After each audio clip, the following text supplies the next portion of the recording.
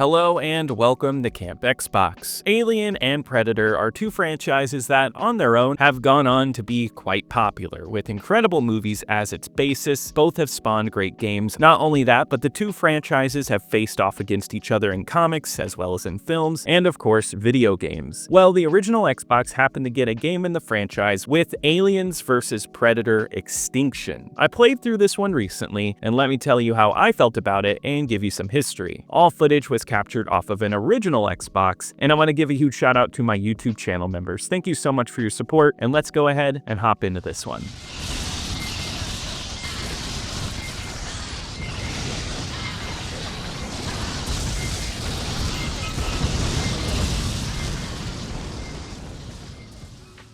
I'm going to guess that if you're watching this video, you have a good idea of what the Alien and Predator franchises are. Both owned by 20th Century Fox at this point in time, but now by Disney. These were horror sci-fi mixed movies that seemed bound to come into contact in some way, starting with the Versus comics in the late 80s. The Versus franchise was a popular one from the start, and it would eventually get a script written, which would be in development hell, and a movie based on it wouldn't be released until after today's game's release. However, there were quite a few games in the meantime. We would get a Super Nintendo game and an arcade game, but most notable were the first-person shooter games, including one for the Atari Jaguar, a PC release, and a sequel to that one in 2001. These games were well received and have a dedicated following, yet with this entry, a new genre was introduced. And before we get into this, I have to thank avpgalaxy.net for their research and interviews, which I got a lot of great information from them, and the links are in the description. Publisher Fox Interactive was looking to do a real-time strategy AVP game, and the development team, Zono, heard about this and created a demo for it. They had just made the PC RTS Metal Fatigue and used that as the basis and created simple Alien and Predator models. This demo would sell the game, and in 2000, Alien vs. Predator Extinction was born. It was initially developed with PC and consoles in mind, as well as multiplayer. On top of all that, there would be inventory and resource management, as well as a limited ammunition system. All of these elements would be stripped out over the 3 years of the development. One issue, though, was that Fox Interactive would not ship the game without multiplayer on the PC, and since that had been stripped out, this one only came out on the Xbox and PS2, despite a ton of development time being on keyboard and mouse. This game was already in trouble with the team running out of money at one point, yet the team was able to push on and get this game further along. Their publisher switched over to EA after some sales, and it seems they weren't keen on marketing this one too much, so even with an early 2003 announcement, this game got a relatively quiet release. Coming out first on PS2 on July 30th, 2003 in North America, it would come out on the Xbox on August 5th, with European and Australian releases getting their console releases in August as well. I personally had never heard of this game till I started this channel, and I saw it pop up in my comments a few times. I love both Alien and Predator, so not hearing about this one surprised me a bit. So I've been interested in it ever since I started this channel, and a new Predator movie is coming out, so there's no better time than the present. So I played through this one, and let me tell you how I felt about it, starting with the plot.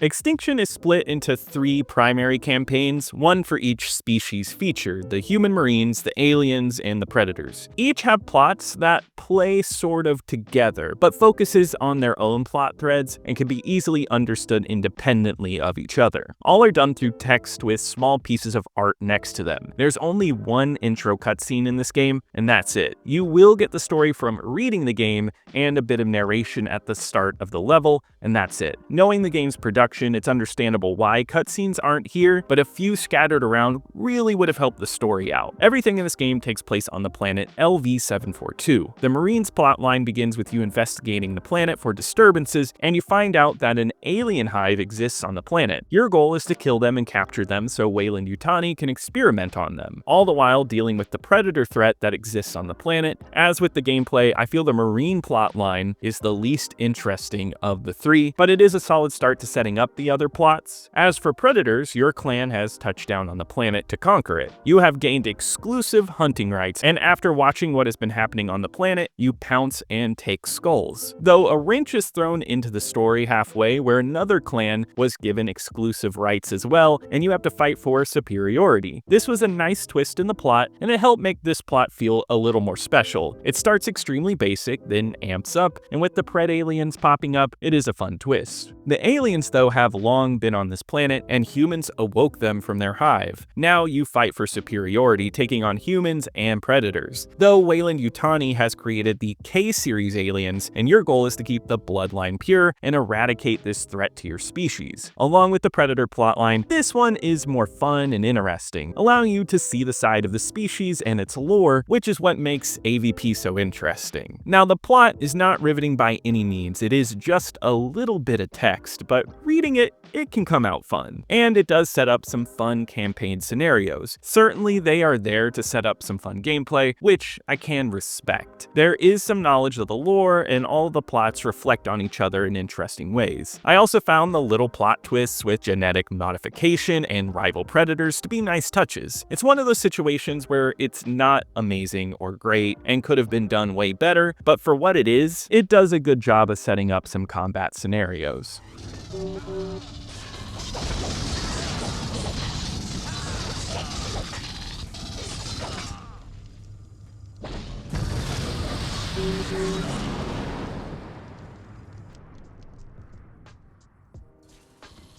Extinction is an RTS, but mainly focused on combat. It has limited resource management and is about creating armies and fighting, and offers no base building. It's missing a lot of those features that make an RTS recognizable, and if you're a fan of strategy games, you might think this one's a bit shallow, which I found it to be. Though that doesn't mean it's not fun, but to break it down, let's cover each of the campaigns because each one is very different, which is great for variety. You also get 7 long missions with each, so there is a surprising amount of content packed into this one. But let's start with the worst campaign and work our way up to the best, which the best one here I did really enjoy. Easily the worst of the 3 campaigns is the Marines. The troops here are basic for an RTS, featuring soldiers, medics, rocket launchers, and more. Nothing truly stands out except for the exosuit from the movies that pops up, which is a heavy soldier. This, along with some of the best troops in other campaigns, don't show up till the final missions. So that means that the best upgrades can't be bought in the early game. Since there is no multiplayer or sandbox mode, it feels like the most interesting elements come and go so fast, and they're only there if you desperately want to replay a specific mission over and over. I understand why they aren't giving out strong troops from the beginning, but if this game had a nice sandbox mode or skirmish mode, the campaign would have done a great job of introducing these characters and then allowing you to use them in more unique ways. Since this is a combat-focused game, you don't get a base, but instead there are mines you can capture for money and landing pads scattered across the map for you to bring troops in with that money. You build up a squad and tackle the objective. Usually it's something to do with just attacking something or surviving somewhere. The Marines' objectives are just getting money, building an army, and running across the map. Part of the reason I found the Marine campaign as weak as I did is the blandness of the missions. Never once was anything fresh happening and it felt empty. This one really could have used base building or resource management to make it more entertaining. Otherwise, it's a pretty dull trek across the map, which is sad because we do have some advanced tools for a console RTS. You can split all your members into multiple teams with a white button, you can set aggression levels, you can move the cursor with the left stick and then move the map cursor with the right one, and you can also set movement waypoints rather than just pointing and moving. There's a lot of thought put into the controls here, and I do like that, and as the game gets harder, it's essential to learn these, yet it's never too much to be confusing. Yet, all the AI in this game is bad, but with the Marines, it's the worst. It's specifically the pathfinding that's miserable. Oftentimes, you will point out groups where to go, and if some troops hit a wall, they will go all over the place and end up in bizarre areas. You have to keep an eye on each individual member of your army, but there were times where I would see a fight happening across the map because somehow a troop just ran off. I would also find troops getting stuck at gates during fights, dropping the firepower you're delivering inside of an area, and it costs you the fight. This, along with a glitch glitch I kept running into where the cursor would just disappear made the late Marine campaign miserable, all culminating together to make a frustrating and tedious start to the game, as this is the first campaign you see and it's the first one I picked. Yet, if you move to the other campaigns, it does get better.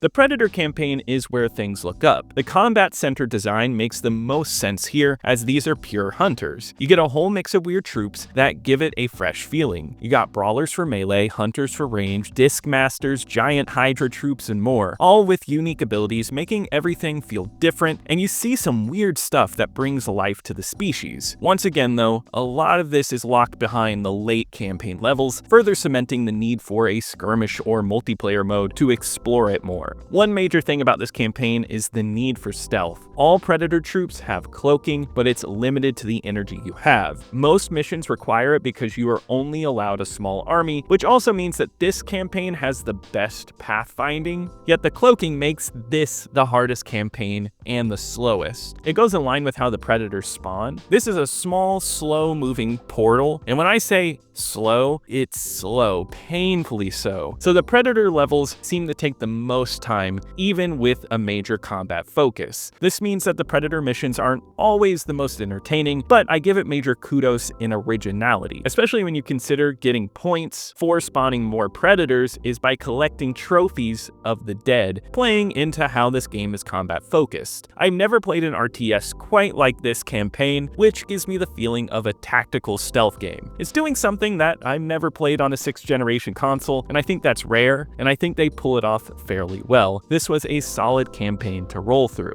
Easily the best campaign of the mix is the Aliens. The originality and creativity pulled off in this section are outstanding, and seriously, this could have just been the whole game. In this one, you always start off with a hive, and you have to start the life cycle of the aliens, starting with an egg, which becomes a facehugger, which you have to take over a host. Then a chestburster comes out, and then it'll become an alien. This means many things aren't locked behind late game campaign missions. You get different types of aliens based on what you infect. Wildlife will give you drones and runners, humans will give you warriors, and you can even get pred aliens at one point. All of them have unique abilities, and I love the idea that your army is based on what you kill. You do have a queen, and you can only have one, and she will travel with you, and you can lay your egg sac down near dead bodies, so when the eggs hatch, they will go directly to the new hosts. This is a bit of a slow game at first, but there's something so neat about seeing the life cycle of your aliens and all the different troops that you get. It's also neat that the queen gets her own strong attacks and the ability to just lay eggs anywhere. This life cycle proves to be satisfying, and you can build up gigantic armies with the aliens. You can see that I have hordes of them roaming around on the screen, and they are brutal with their acid blood when they die. This felt fresh, along with some amazing levels. I love the level where you protect the queen to a drop ship to hide her on it. It's a deep dive into a marine base, and that's fantastic. You also have a level where you're in a Wayland Yutani base, and the new breed of aliens that they've invented, you have to fight against them. And this level feels perfect for a multiplayer skirmish mode, since the map has a symmetrical feeling.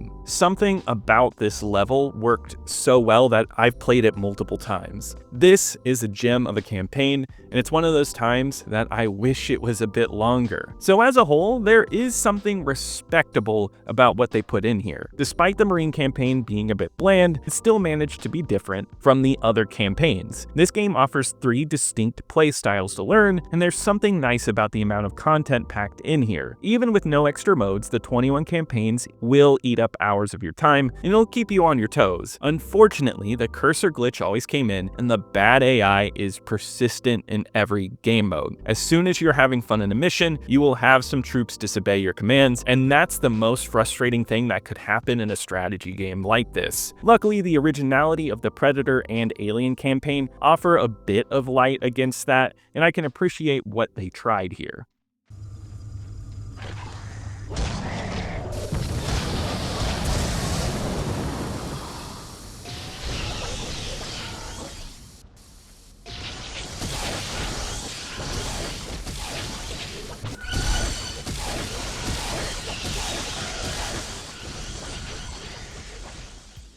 So off the bat, when you start this game, you get a really cool early CGI Alien vs Predator cutscene, It's dynamic and fun and has that great 6th generation character model feel. It really makes you wish for actual cutscenes between missions, but this is all you get for anything like this. Otherwise, you get some nice art with text for the story, and that's a bit of a letdown. The visuals in-game, though, are not great. This game has a low-quality look and feels like it's a step behind for the era. Not quite like a PlayStation game, but it's definitely a low-grade Xbox release. The 3D models are basic and blurry, and I know there's some incredible designs here, but all you get is something that looks indiscernible and low quality. This is pasted against some ugly locations. I understand that this is supposed to be a basic mining planet, but there needed to be a little more here. You get a bunch of drab browns and greens and flat landscapes. Sometimes you get a hill or a building, but it's never impressive. The textures are low grade and spread thin, and the environment does look like a PS1 game. Not only that, but the environments are reused constantly, which means so many of the campaigns bring nothing fresh. The Alien and Predator universe deserves something better here. The designs are there for the troops, but it's never striking, nor does it ever stand out, making for a fairly ugly game overall. And comparing it against the PS2 release, the PS2 version is worse. The Xbox version comes in much cleaner with 480p output and the colors are brighter. The PS2 version has a haze and blur that washes the game out. It's fine while playing, but when you put it against the Xbox version, you can tell it's much worse. There is no gameplay change here, and there's no content differences. Yet, if you care about a sharper image, then the Xbox is the way to go, though this game is still not pretty on there.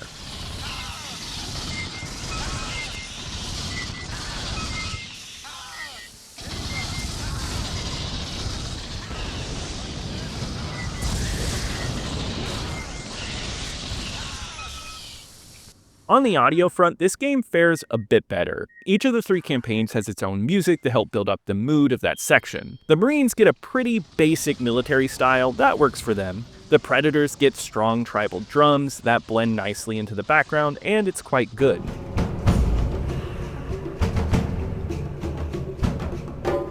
Yet, as with the gameplay, the Aliens get the best soundtrack.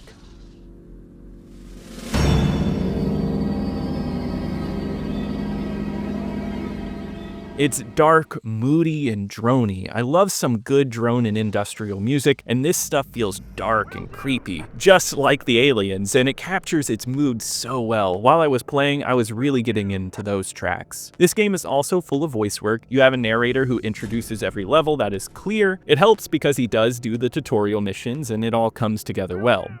This tutorial will teach you advanced techniques for Aliens vs. Predator Extinction. All the troops get voice lines, though repeated, bring life to them. Predators and Aliens make all of their usual noises, but the Marines throw out an affirmative, and I really love the synthetic voices the most. Yes.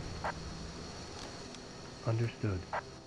I would normally find these repeated lines a bit annoying, but in this case, I don't mind them, and I thought they gave the game a bit of personality. The sound effects, though, are a bit too loud and repeated. Every species fight is the same collection of melee hits, gunshots, or alien screams. Imagine the same noises layered on top of each other, extremely loud, and it often leads to a messy sound. It's a bit ear-piercing and should have been toned down just a bit, or mixed just a bit better. And trust me, you're gonna hear this all a lot, and it makes some of the audio a bit annoying.